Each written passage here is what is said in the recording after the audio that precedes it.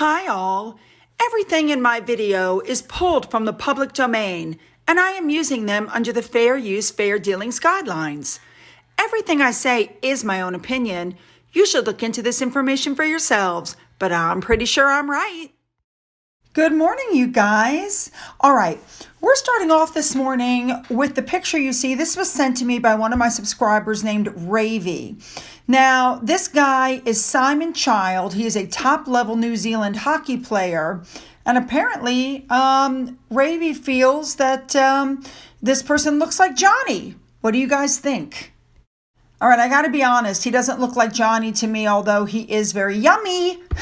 Okay, we have a lot to cover today, so let's just jump in and get right there, shall we? Let's go. All right, to start with, it's being reported that William spent part of Monday in discussions with a senior figure of the Duchy of Cornwall because he has inherited a vast and valuable estate from his father. So he met up with Alistair Martin, the secretary of the estate at Kensington Palace, and they're looking at the whole thing. With the new title that William got, he got the duchy, which is an estate of farmland property and commercial businesses worth around $1.3 billion. That was the funds that he used to give to William and Harry. Now, William is completely in control of it. It's amazing. I think William's going to do great things because he said last year that he was exploring how homes in the duchy could be used to help those in need. Way to go, William. All right, moving on. All right, really quickly, this article came out saying that Kate and William are going to continue to talk about things that matter to them, even though it might be stepping into the politics range just a little bit. And, Charles is warning them not to. They're like, watch us.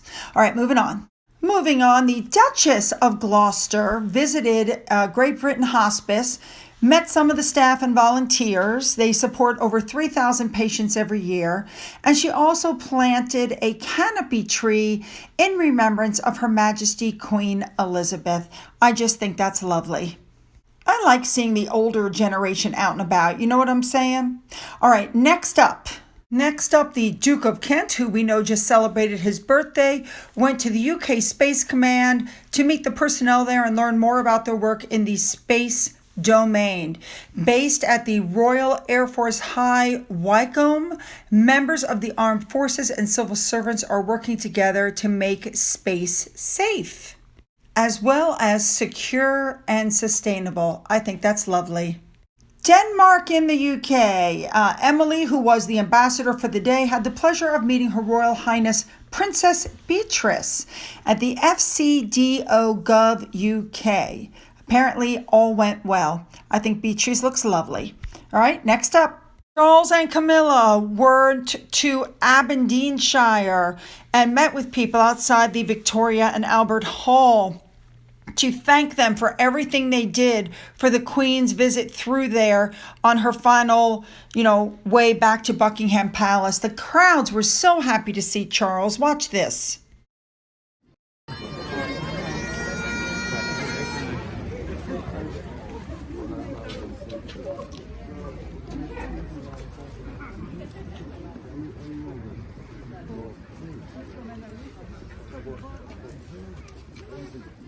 King Charles put out a message afterwards thanking everybody. They met fire and ambulance services, officers from Police Scotland, volunteers, and a whole slew of people who helped support the Queen during her final journey from Balmoral to London.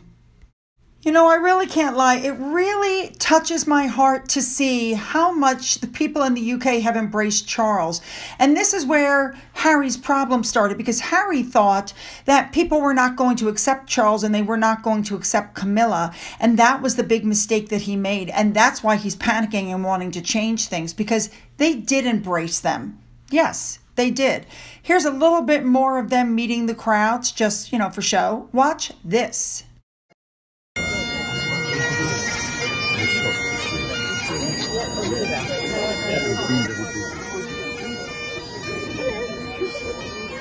Somebody with a very smart camera. Not just a mobile telephone. Yes, he's going to be a great king. Yes. And I love the letter that he sent to them. All right, now we're going to move on to the next story.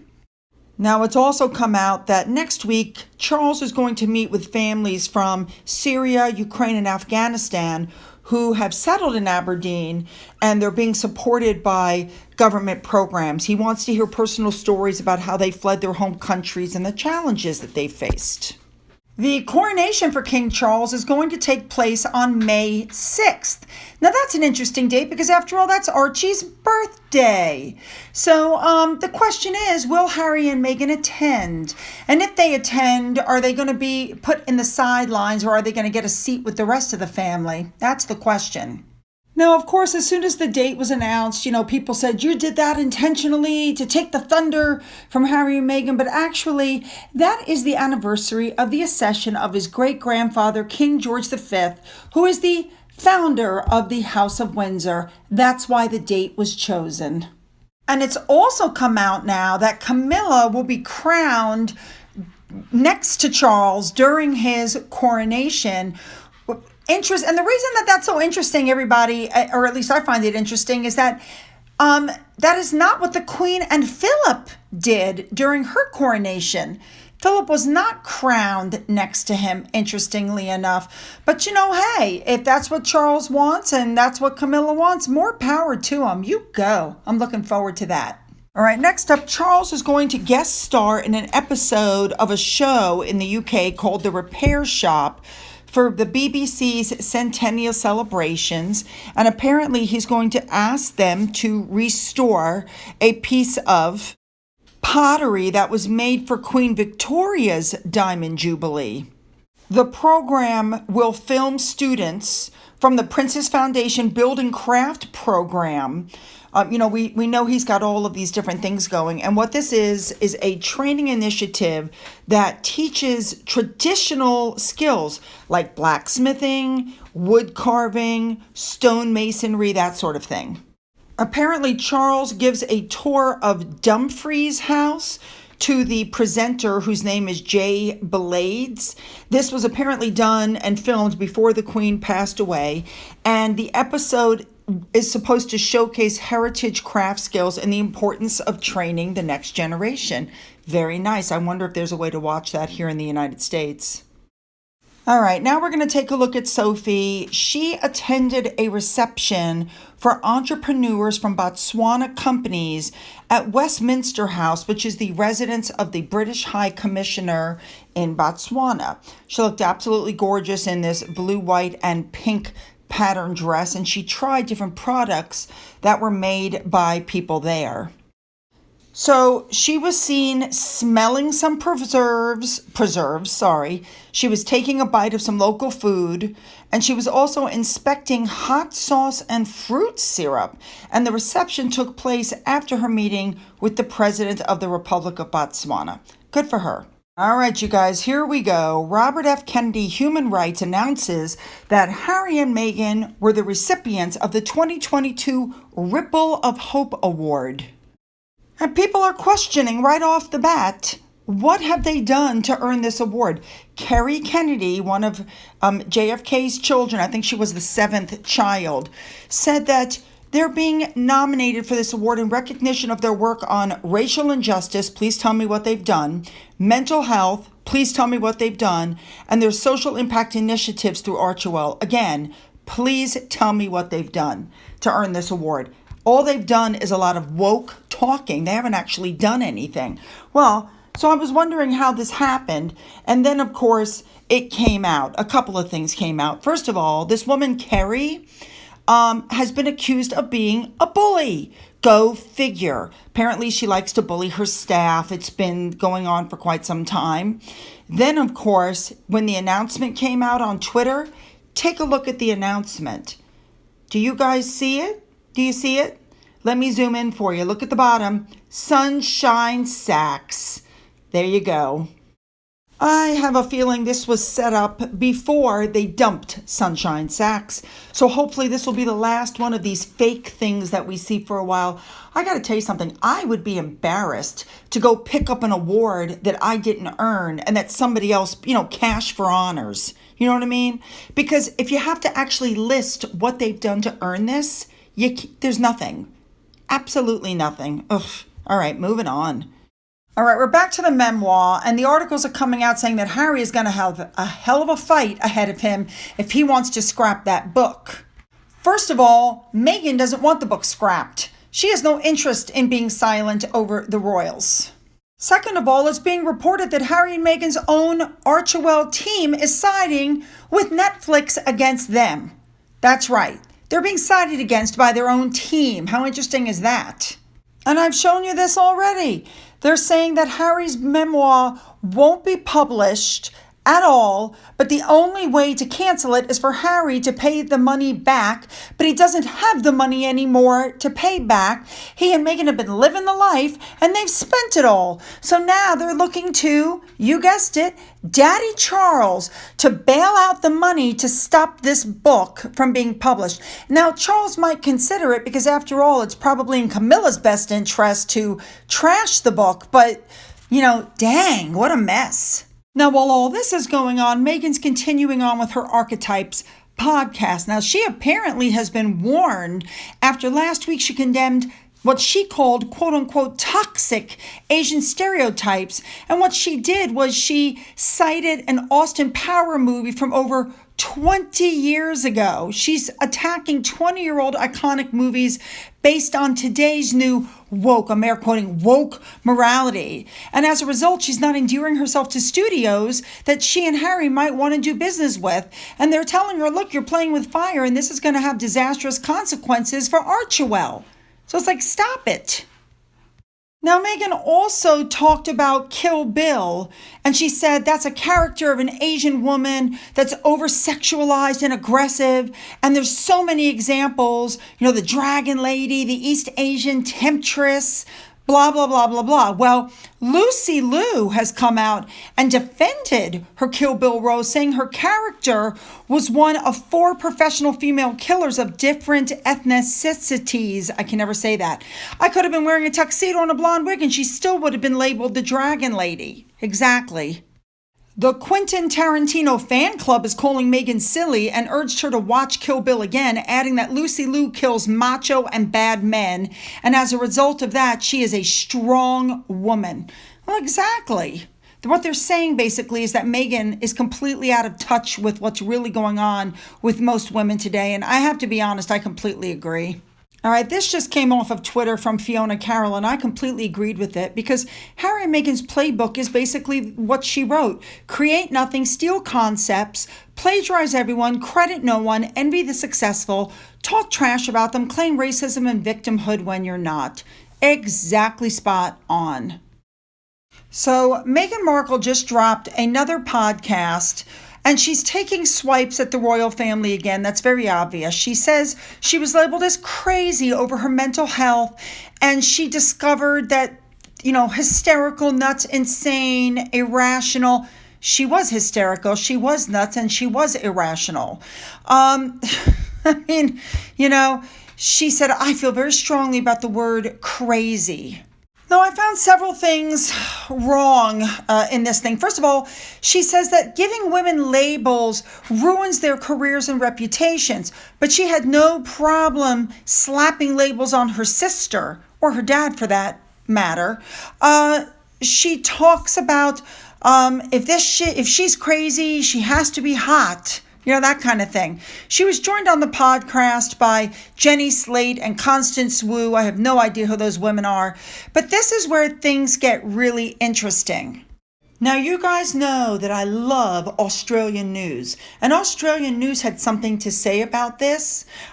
So listen to this. It's been full steam ahead for the money and publicity hungry Duke and Duchess of Sussex after they completed the official mourning period for the death of the Queen. Meghan Markle has released yet another self-indulgent podcast episode, this time complaining about being called crazy.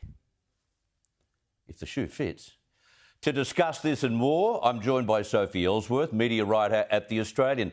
Sophie, thank you very much for your time. This podcast is just one big whinge from what I heard. And her guests, she's supposed to have these guests, it's supposed to be about them. They're just audio wallpaper. Well, Chris, the recipe basically is whinge, complain, rinse, repeat. This is what Meghan Markle does. She's making a living out of it, Chris. I listened to the one that came out overnight, an hour of complaining yet again. She did talk about some of her lowest points in her life, and Harry helped her seek help. Now, I'm not diminishing the seriousness of that, but she's actually now making a living out of this really quite depressing podcast that she puts out each week. And what's interesting too, Chris, is that she's hired a fact checker for the podcast. So clearly there's been issues in the past for her to hire a fact checker, but we know now that the Queen's funeral is over, it's game on, and I expect to see more complaining about the royals in the coming weeks in her future episodes. So in this latest podcast, Meghan is trying to change the story of what she told the media in the past about Harry.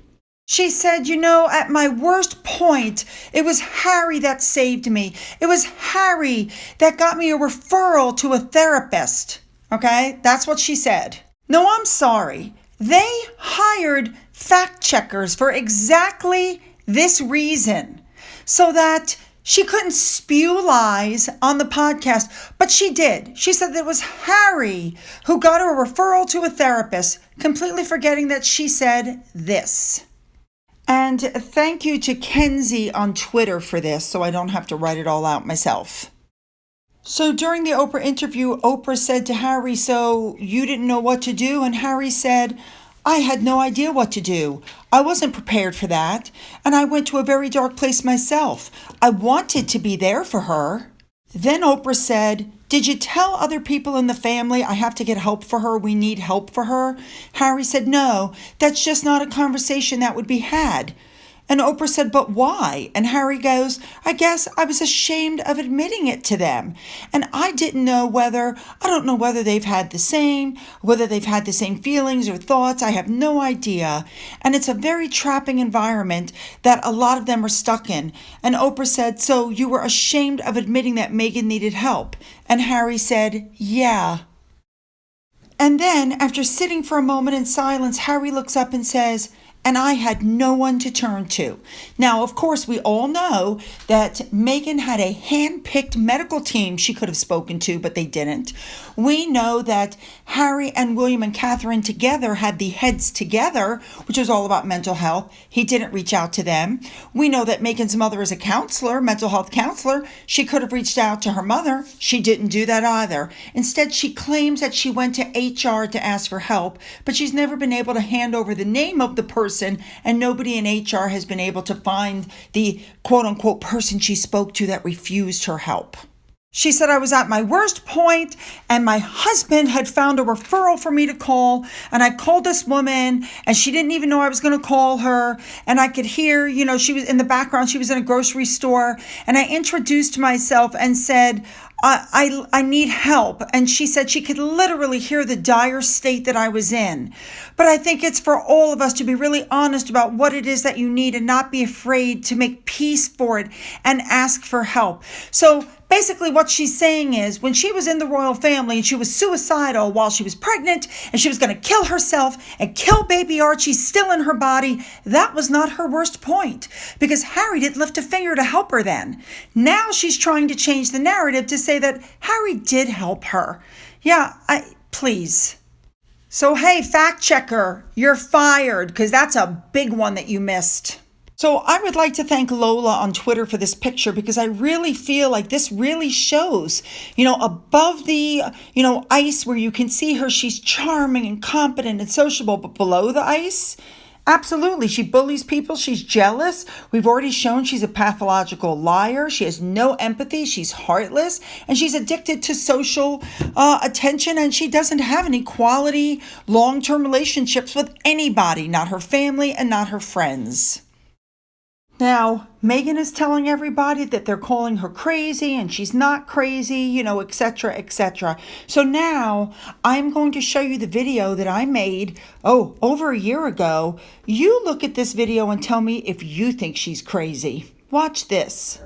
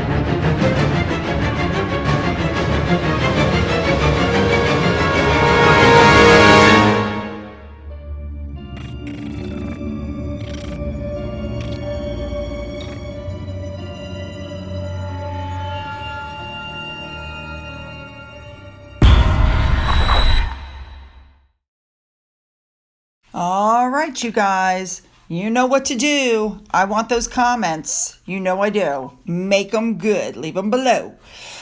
Don't forget to hit the subscribe button to be notified. Now, I did look online, and it does say that 45% of the people that watch my videos aren't subscribed, which I find kind of odd. So if you're watching, go ahead and hit the button. It's free. It doesn't cost you anything to subscribe, okay?